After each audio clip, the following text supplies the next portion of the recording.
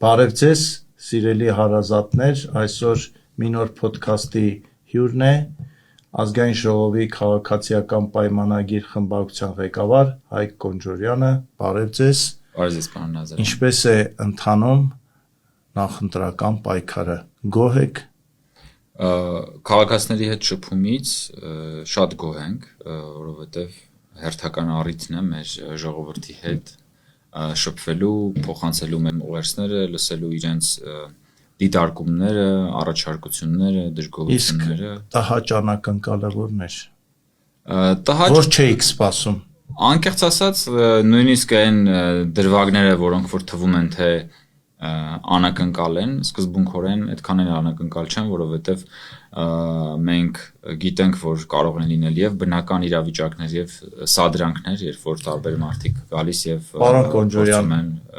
այլ բաներ ներմուծել։ Ես նկատի չունեմ այդ կանանց, որոնք պարբերաբար հայտնվում են ինչ-որ մեղադրանքներ են հնչեցնում գնում, դրանց չի կարելի լուրջ վերաբերվել, որովհետև դա ժողովրդի իրական կամ արտահայտության ձայնը չէ։ Ես նկատի ունեմ ավելի լուրջ խնդիրներ, օրինակ գնում եք բախվում եք մի խնդրի մի մարզում, որի մասին տեղյակ չէիք, կամ գնում եք միտեղ հանդիպման, բայց սպասվածից քիչ մարդ է հետաքրքրվում այդ հանդիպումով։ Ես այսպիսի կարևոր բաների մասին եմ ուզում խոսենք։ Ըստ էության, երբ որ այցելում ենք մարզեր, հիմնականում այն գլխավոր խնդիրները, որոնք որ կան այդ մարզերում, բնականաբար դրանց մասին մենք տեղեկացված ենք, մանրամասն տեղեկացված ենք, որովհետև գործադիրի մեր գործընկերներն են մեզ հետ լինում, թիմ ներկայացուցիչներն են լինում, նույնիսկ այնտեղ որտեղ որ մենք քաղաքացիական պայմանագիրը համայնքի ավականյում ընդդիմությունը մեր խմբակցության ներկայացուցիչներն են լինում եւ մենք բոլոր խնդիրներին տիրապետում ենք մարդկանց բազմության հետ կապված իրավիճակները եւս շատ բնական է, որովհետեւ մայիսը որպես կանոն Հայաստանում ամենաանձրևառատ ամիսներից է լինում ու երբեմն նաեւ կարող են իրավիճակներ լինել, որ մարդիկ օբյեկտիվ հանգամանքներից ելնելով նախընտրեն այդ բանին տանը լինել, բայց ես նաև կարող եմ ասել, որ մենք բազմաթիվ իրավիճակներ ունենք, երբ հորդառատ անձրևի ուրեմն պայմաններում քաղաքացիները չեն գնում տուն, չնայած որ նույնիսկ վարչապետը նրանց առաջարկում է որ գնալ եւ ուղիղ եթերով հետեւել ինքը այդտեղ ելույթ կունենա, բայց մարդիկ տանից հետևեն, քաղաքացիները չեն գնում եւ օգտագործում են յուրաքանչյուր առիթ վարչապետի հետ անմիջական շփում ունենալու, խնդիրները բարձրացնելու եւ լուծումների վերաբերյալ քննարկումներ ունենալու։ Ես պիտի ասեմ, որ ամենագլխավոր ուղերձը, որը մենք փոխանցում ենք եւ մեզ փոխանցում են մեր քաղաքացիները, դա խաղաղության ուղերձն է, որովհետեւ մենք ասում ենք, որ պիտի դեր կանգնել խաղաղությանը եւ արդեն իսկ միջև մեր ասել է քաղաքացիները երբեմն իրենք են մեզ ասում, որ պետքա դեր կանգնել այդ խաղաղությանը, որը մենք արդեն ունենք, որովհետեւ այդ խաղաղության շունչը մենք օբյեկտիվորեն զգում ենք տեղերում, ամենահեռավոր մարզի, ամենահեռավոր գյուղերում մենք այդ խաղաղության շունչը զգում ենք։ Չի կարող չզգացվել այդ շունչը, որովհետև մեր քաղաքացին ունի զինվոր կամ ուներ զինվոր, ուներ սահմանում աշխատող ընկեր,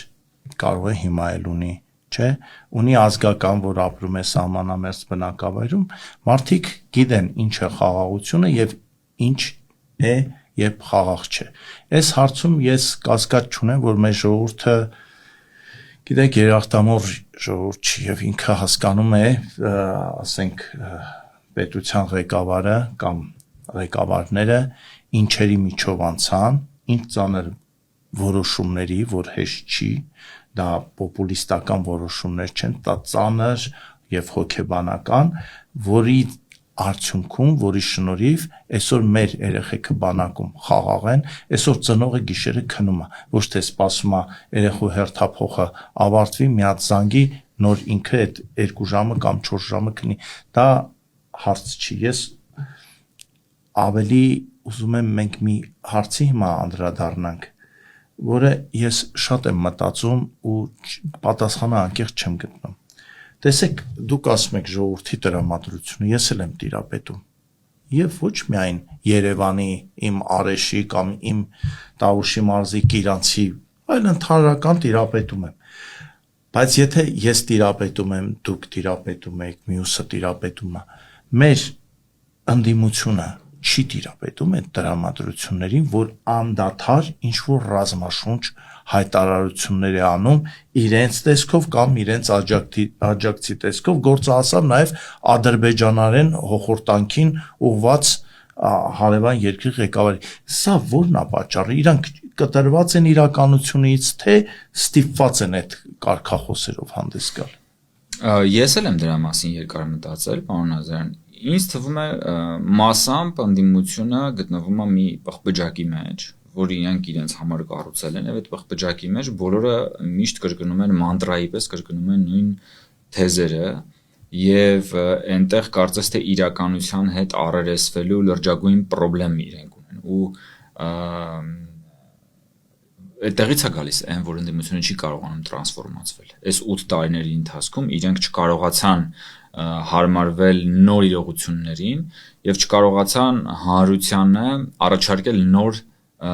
այլընտրանքային։ Իսկ գուցե վախենում են։ Գուցե վախենում են, գուցե եւ որովհետեւ իրենք ասում են, իսկ եթե իրականում իրական է այս խաղաղությունը, եթե Հայաստանը նորմալ կամ տանելի հարաբերություններ են ունենալու հարևան, բա մենք ինչով ենք զբաղվելու։ Կարող է իրականում իրենք չեն գտնում իրենց զբաղմունքը, բայց Սփյուռքից ինչի համար պիտի փող հավաքենք։ Ճիշտ է։ Չեք կարծում, որ կարելի է իրենց մտքեր հուշել, որ կարելի է ասենք Սփյուռքում մեր գործարարներին ուղղորդել այլ խնդիրների համար փող հավաքել։ Դե որովհետև ես կարծում եմ, որովհետև դա իրանց փեշակն է։ Օրինակ դաշնակցությունը ինքը կառուցված է Սփյուռքից փող հավաքելու վրա, այսինքն դաշնակցությունը իր արմատներով ինչի համար է ստեղծվել է, որպեսզի մարդկանցից փող հավաքի, որպեսզի ազատագրեն Հայաստանը։ Եվ երբ որ Հայաստանը ազատագրված է այլևս, դաշնակցությունը հայտնվում է փակուղու առջև, ոնց կարելի է ազատագրել արդեն ազատագրվածը։ Պարոն Կոնջարյան, երբ որ նոր էր օգոստոսի 8-ի համաձայնագրերը ստորագրվել, դրան հաջորդած ազգային ժողովի առաջին նիստերից մեկում մի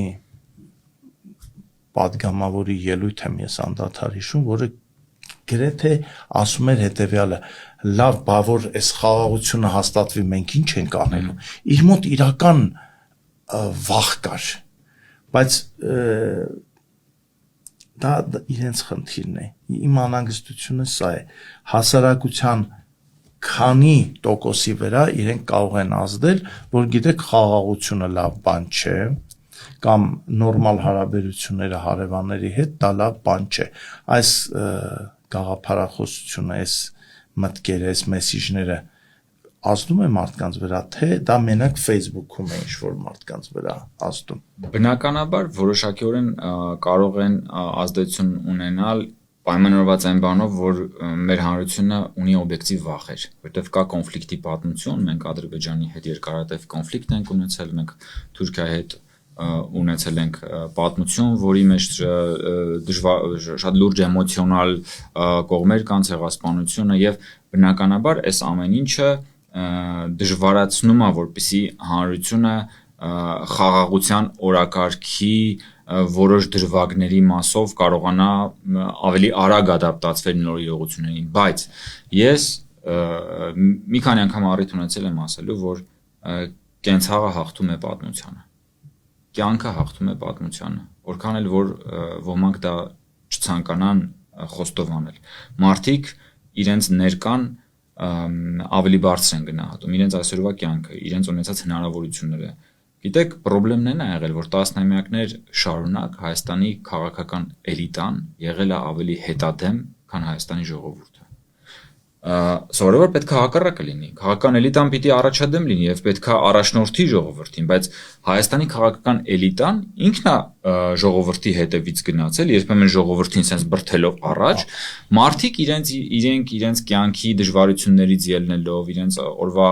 հացի խնդիրը լուծելով եւ այլն, իրենք վաղուց կոտրել են օրինակ Թուրքիայի հետ սահմանների բացման խնդիրը։ Թուրքիայի հետ մեր պաշտոնապես մեր սահմանները փակ ա եղել, բայց հոգեբանորեն եւ իրականում մարդիկ այդ սահմանները վաղուց բացել են, գնացել են Թուրքիա, այնտեղից ապրանքներ են բերել, առևտուր են արել Թուրքիայի հետ, ունեցել են իրենց հարաբերությունները, դա լավ է, որովհետեւ լավ է ինչ իմաստով, որ մարդիկ չպետքա իրենց մեղադրում են, ասում են դուք աննամուս եք, մոռացել եք ցեղասպանություն։ Այդ մեղադրողների մի զգալի մասը հագնում է թուրքական հագուստ, որ այդ մարդիկ բերում են վաճառում են, թուրքական շինանյութերով իր տան վերանորոգումն է անում։ Այդ մեղադրողներից շատերը գնացել են եւ գնում են Թուրքիայում հանգստանում են։ Այդ մեղադրողներից շատերը մեծագույն հաճույքով ըմբոշխնում են թուրքական համեմունքները եւ քաղցրավենիքները, որոնք որ այնտեղից այդ մարդիկ նաեւ բերում են, եւ այդ մեղադրողների մի մասը չեմ ասում բոլորը, բայց մի մասը պարզապես զբաղված է երեսպաշտությամբ, որովհետեւ իրենք ուրեմն բացահայտ կերպով մեղադրում են, բայց թաքուն գնում են ու լավ էլ վայելում են։ Տեսեք, բայց իրենց ասածը, գիտեք, որոշակի ազդեցություն ունի, օրինակ, տեսեք, մարդը նստած է տանը, սովորական քաղաքացի, ասենք, մանկավարժ, չգիտեմ, բժիշկ կամ դասախոս կամ շինարար։ Մտածում է, որ կարելի է գնել այսինչ առարկան, որը տեսնում է թուրքական է, կամ իրեն ասում են, գիտես, որ գնաս տրապիզոն, այնտեղից կարող ես սա ավելի էժան գնել, բայց իրեն ասում են, լսի, դու մոռացել ես, որ ցեղասպանություն ա եղել, դու ինչ սրտով կամ ինչ մտքով ես գնում եւ այդ ժողովրդից, այդ հարևան երկրից առևտուր անում, ու ինքը կաշկանդվում է, այդ ասողը շատ ճիշտ եք ասում, ինքը միջնորդված կամ ուղիղ այդ նույն երկրի հետ բիզնեսների մեջ է եւ միլիոններ են աշխատում, բայց այդ մարդուն հոգեբանորեն ճնշում են, որ իրենց դաշտը գրավեն, մենք ոնց կարող ենք այդ մարդուն օգնել, օրինակներով, ինչով, որովհետեւ ես միշտ ասում եմ այս միտքը, որ եթե մենք ուզում ենք անկախ պետություն ունենանք, մենք պետք է գտնենք Թուրքիայի, Ադրբեջանի, Վրաստանի եւ Իրանի հետ նորմալ հարաբերվելու, կանխատեսելի լինելու բանաձևը։ Սրանից են կողմ չկա անկախություն, բայց այս ձեր ասած հուզական պահը, էմոցիոնալ պահը, մենք ոնց անենք, որ մեր ժողովուրդը եւ հարգի ցեղասպանության զոհերի հիշատակը շարունակաբար, բայց եւ նորմալ հարաբերություններ հաստատի հարևանների հետ, չէ՞ որ մենք իրոք հո դատապարտված չենք անդադ թշնամության ու անդադ ողբերգության։ Գիտեք, այն որ մեր ժողովուրդը դառնա պատմության պատանդը, դրանով առաջին հերթին հետաքրքրված են օտար կայսրությունները, որպեսզի մեր ժողովուրդը լինի անցյալի պատանդը եւ որպեսզի իրենք կարողանան մեր ժողովրդին մշտապես կառավարել, որպեսզի լինի Թուրքիայի դեմքով թշնամին, որ ասեն, ահա, տեսեք, եթե մենք հանկարծ չլինենք, թուրքերը ձեզ կուտեն։ Երբ որ մենք դառնում ենք պետություն եւ դառնում ենք քաղաքական մտածողություն ունեցող ժողովուրդ, մենք մի կողմից պահում ենք այն հիշողությունը, որը որ կա, բայց մենք նաեւ շատ լավ հասկանում ենք, որ չի կարելի բանը, եթե չեմ սխալվում, Սանտայանն է բանն ասում, անընդհատ ապրել մահացածների կյանքը, պետք է ապրել քո կյանքը։ Ներկա սերունդը պիտի իր կյանքը ապրի։ Ներկա սերունդը պետք է իր կյանքի պատմությունը կառուցի, իր փորձառությունը կառուցի, հարգելով անցյալի զոհերի հիշատակը եւ հենց առաջին հերթին այդ հարգանքից ելնելով կարողանա կառուցել այնպիսի պետություն, որ հանկարծ այդ ուրեմն նախորդ անցյալի պատմությունը որևէ կերպ չկրկնվի։ Մենք երկար տարիներ թակարդի մեջ ենք եղել։ Մենք թակարդի մեջ ենք եղել, որը մեզ համար հյուսել են կայսրությունները մեզ ավելի կառավարելի դարձնելու,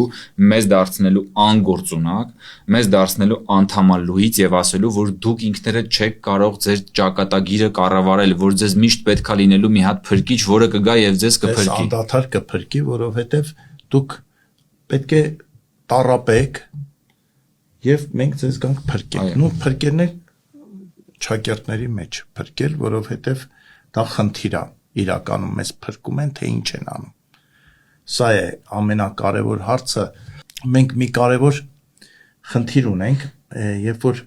սկսում են հանկարծ ինքնությունից խոսալ, հայրենասիրությունից, ու մեզ ուզում են ասել տղերք, հայրենասիրությունը դա հարևան ժողովրդից վախելն է, սարսափելն է եւ հայոյելը, բայց դու կարող ես հայոյել, եթե ունենաս մի մեծ վանդակ, որը քո գլխին լինի, որ հանգիստ հայոյ ես, քեզ չնեղացնեն, բայց գիտես դու պետքա հայոյ ես այն ժամանակ, երբ որ մենք ասենք, որովհետև մեկ-մեկ պետքա լինելու որ չհայոյեք։ Մենք ես զգում եմ մեր մտածողության այս թույլ պահը, էսա որ մենք չենք կարող մեզ տասնամյակներով, գուցեև հարյուրամյակներ տևած էս բանը մենք առանց մեծ տերության ոնց ենք ապրելու։ Ես լավ եմ հիշում 91 թվականի սեպտեմբերյան հանրաքվեից մի 5-6 ամիս առաջ, երբ որ արդեն հայտնի էր որ պետք է հանրաքվե լինի, ինչ էին ասում հակառակորդները։ Ոնց ուզում եք մի գիշերվա մեջ Թուրքիան ձեզ ոչնչացնի, ու գիտեք շատերը իրոք մտածում են, որ մենք հենց հայտարարենք, որ մենք անկախ ենք, թուրքական ամբողջ զորքը մտնելու է Հայաստան։ Իրոք այս մտածողությունը կար, անկեղծ կար այս մտածողություն։ Հիմա մեզ ասում են, եթե դուք ուզում եք նորմալ հարաբերություններ հաստատեք Թուրքիայի հետ, եթե դուք ուզում եք նորմալ հարաբերություններ հաստատեք Ադրբեջանի հետ, դուք ուզում եք ուկրաինական սցենարը կրկնվի, դա ի՞նչ է նշանակում, կբացեք, ես չեմ հասկանում։ Դա նշանակում է շանտաժ, դա նշանակում է գնալ պատժի բանի տարբերակով, մտրակի տարբերակով, գիտեք, կան երկու մտածողության մոդել կա, էլի, որը որ նաև երկրներն են աշխարհի իրար հետ հարաբերվում։ Կան երկրներ աշխարհում, դրանք հիմնականում ժողովրդավարական երկրներն են, ովքեր ասում են, այ եթե դու իմ հետ լավ լինես, ես քեզ կտամ, օրինակ, այս ինչ լավ բան է։ Օրինակ, ես մի բաժակ ջուրը կտամ քեզ։ Մոտիվացնում է։ Կամ տակի ափսեն կտամ։ Այո, կան երկրներ, որոնք ասում են, այ եթե դու իմ հետ լավ չլինես, այս բաժակը գլխիդ կտամ։ Երկու տարբեր մոտեցումներ են։ Մեկն ասում է, ես քեզ այս ջրով բաժակը կտամ, որ իմ հետ լավ լինես։ Մյուսն ասում է, այս ջրով բաժակը գլխիդ կտամ, եթե դու իմ հետ վատ լինես։ Այսինքն այս երկու մտածողության մոդելներն է։ Մենք երկար ժամանակ ապրել ենք այս երկրորդ մտածողության մոդելի մեջ, երբ որ մեզ մտրակով ասել են, այ եթե դու հանկարծ սա չանես, կմտրակեմ։ Եվ այնքան են մեզ ասել, որ մենք մի տեսակ կորցրել ենք սեփական որոշումներ կայացնելու եւ սեփական որոշումներով ապրելու մեր կամքը։ Եվ հիմա մենք վերգտնում ենք այդ մեր կամքը։ Դուք չեք կարծում, որ Արցախյան աղետի հիմնական պատճառը հենց դա էր, որ մենք որոշումներ չենք կայացնում, թողնելով այդ որոշումը X երկրի։ Իհարկե։ Որովհետեւ եթե մենք ունենայինք որոշում կայացնելու կամք, այդ որոշումը մենք նույնիսկ կարող ենք ամենաբարգացած դեմքով երկրին ասել, որ դա անհրաժեշտություն է եւ մենք այդքան ռեսուրս չունենք ձգել այդ խնդրի լուծումը, որը բերելու է մեծ ողբերգության։ Ես գիտեք անդադար այս խնդրի մասին եմ մտածում, մենք ինչ պետք է անեինք, որ խուսափեինք սեպտեմբեր 20 թվականի սեպտեմբերի հոկտեմբերի, նոյեմբերի այդ աղետից, այսինքն 44-օրյա պատերազմից։ Ու գլխավոր, գիտեք, միտքը այն է, որ մենք ասել ենք, բայց մենք ասելով նկատի ունեմ քաղաքական ղեկավարությունը ասել է, եթե նույնիսկ գլխի են ընկել, ասել են, բայց մենք ով ենք, որ մենք այդ հարցով որոշում, ընդեղից ինչ ասեն, մենք դա էլ պիտի անենք։ Դե մենք բերենք մեր հարցերը լուծենք, գեներալները դղյակներ ունեցան, չգիտեմ, ինչ որ մեկերը արդյունքը բանը համաձայն եք այս մտքի հետ, թե չէ, ես ուզում եմ ձեր կարծիք։ Ես իհարկե համաձայն եմ։ Որոշում չկայացնելու հետևանքը որն է։ Այդ որոշում չկայացնել, խնդիրը գիտեք որն է, որ այդ որոշում չկայացնելու մարտավարությունը ուներ շահառուներ։ Գլխավոր շահառուն իհարկե կայսրությունն էր, որը որ ցանկանում էր կոնֆլիկտը երկարացնել, որպեսզի պահեր լծակը։ Դրա մյուս շահառուները հայաստանյան գավառապետերն էին, որոնք որ շնորհիվ կոնֆլիկտի երկարաձգման կարողանում էին մարդկանց գիպնոզացնել եւ ասել, որ քանի դեռ կոնֆլիկտը կա, դուք պիտի չմտածեք ազատության մասին, ժողովրդավարության մասին, ավելի լավ կյանքի մասին, պետքա ձեր կյանքը պաուզայի վրա դնեք, որովհետեւ մենք պետքա մեր ամեն ինչը թողենք հանուն Ղարաբաղի։ Այսինքն այս երկու շահառուները կային, այս տեղական գավառապետերը իրենք հարստանում էին, դառնում էին օլիգարխ, իրենք վայելում էին կյանքը եւ գինը վճարում էր ժողովուրդը, գինը վճարում էր պետությունը, գինը այն էր, որ 1 միլիոն մարդ 3 նախագահների իշխանության տարիներին անվերադարձ հեռացան Հայաստանից։ Գինը գույք պարտքի դիմացներ,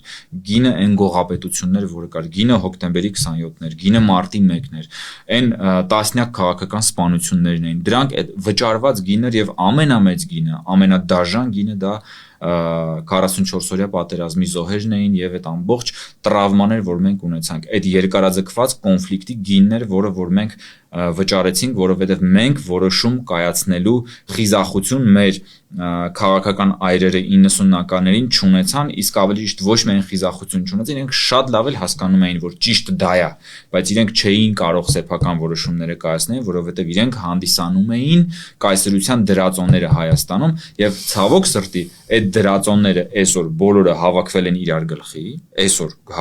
իրար գլխի, այդ պատերազմի եռագլուխ կուսակցության եւ իր ատրիբուտների միջոցով եւ փորձում են նորից հետ պտտել պատմության անիվը եւ նորից էլի մեզ շպրտել են նույն բանի մեջ, նույն կրկնվող պատմության մեջ, որտեղ մենք էլի մեր ժողովրդին պիտի տանենք առափնարան։ Մենք ասում ենք ժողովուրդ առաջին անգամ եկեք մենք ինքներս մեր ճանապարհը որոշենք, եկեք թույլ չտանք որ մեզ տանենք առափնարան, եկեք թույլ չտանք որ մեզ մատաղանեն։ Պարոն Կոջոյան, որևէ մեկը մեզ չի կարող տանի, որովհետև ժողովուրդը այլևս չի ուզում։ Ժողովուրդը հասկացել է ինչ է իրական անկախությունը, ինչ է խաղաղությունը, իսկ մեր զրույցը անհրաժեշտաբար պետք է շարունակվի, բայց մենք կշարունակենք մյուս թողարկման, արդեն 6-րդ թողարկման ժամանակ, իսկ հիմա ձեզ շնորհակալություն, ձեզ էլ շնորհակալություն, որ համբերատար լսեցիք մեզ, ստեսություն։